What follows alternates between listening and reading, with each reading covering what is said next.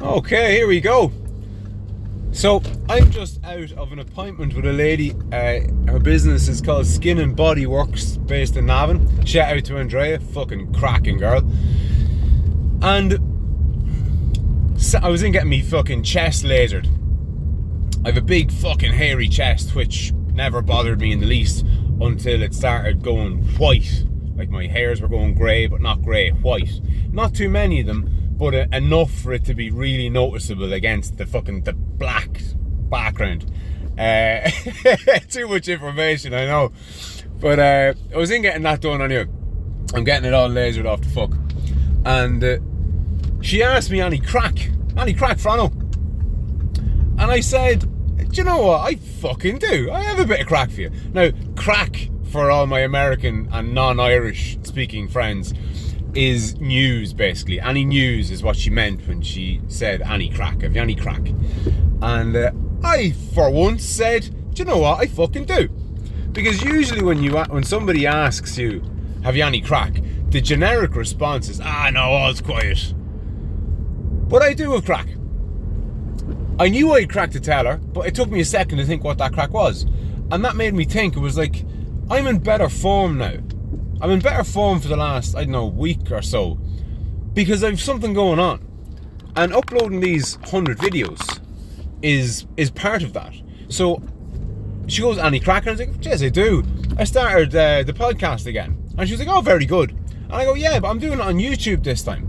Instead of uploading them to, like, podcast world in just audio form, I'm taking advantage of the fact that I could record the video as well. I mean, what I'm doing here now, monologuing into this fucking camera lens, which is just my fucking smartphone glued to the windscreen, is exactly what I've been doing for years, only just into a microphone. I haven't fucking trained the lens on me. And why not kill fucking two birds with one stone? You've got, YouTube's massive, and it's one spot. Like, my podcast was on, 100 different platforms. So it's accessible to everybody. But, I was getting X amount of views here and X amount of views there, and it was all a bit all over the place. But the beauty of YouTube is it's, one fucking spot, and my listeners get a better feel of who and what I'm all about because they can fucking see me. Aye.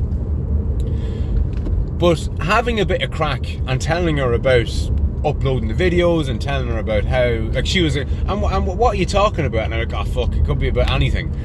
Like what? And I'm like, Jesus Christ. One of my videos earlier on today was comparing Andrew Tate to Hitler, and one of the other videos was fucking how safe spaces are red flags, and I could be talking about anything, and I'm guaranteed to end up talking about immigration and trans and political correctness and fucking weight loss and muscle gain and hunting and fucking sport, you fucking name it. Like, I'll talk about it. Like, I'm interested in everything.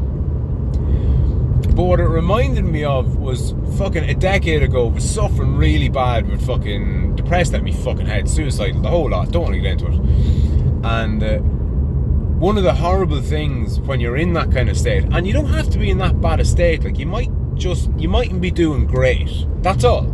You just mightn't be operating at 100%, you might be at fucking 80%. But you're not happy, you might even be at 95%, but you're not happy with how you're doing. Whether you're at 1% or 99% of how good you could be, the main point is that you're not happy with wherever you are. Whether that's high 90s or low teens or wherever, you're not happy about it. And when people ask you, have you any crack, have you any news, you always go, like most people do, no, not really. But it's extra demoralising because you say, no crack, and then the second internal voice kicks in and says something like, just thinking of fucking killing myself, or something, maybe not that extreme, but saying out loud that you've no crack, and being asked, have you any crack, have you any news, it's often a bit of a reminder about how much of a loser you either are, it's a bit of a reminder how much of a loser you actually are, or it might only be a reminder of how much of a loser you think you are. And there's very little space between how much of a loser you objectively are in the world and how much of a loser you fucking think you are. Because I don't give a flying fiddler's shit if you can be excelling at work, at the social aspect of life, at fucking sport, at academia, at fucking, you can be just hitting home runs left and right. But if you're not enjoying it and you hate your life, you know, fuck. And conversely, I'm sure there are people out there who are, you know, objectively maybe fucking losers.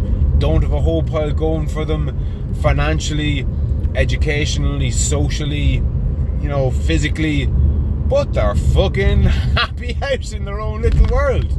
And I know who I'd sooner be. I'd sooner have nothing going on and be happy in my own skin than have everything going on and be fucking miserable. That is for damn sure. But that little interaction that I had there with Andrea, it just reminded me of the importance of having a bit of crack. And if you're not doing great, fucking, I don't know, think about what you could potentially have to say to somebody the next time they ask you, have you any crack? Join a fucking darts club. Fucking start painting.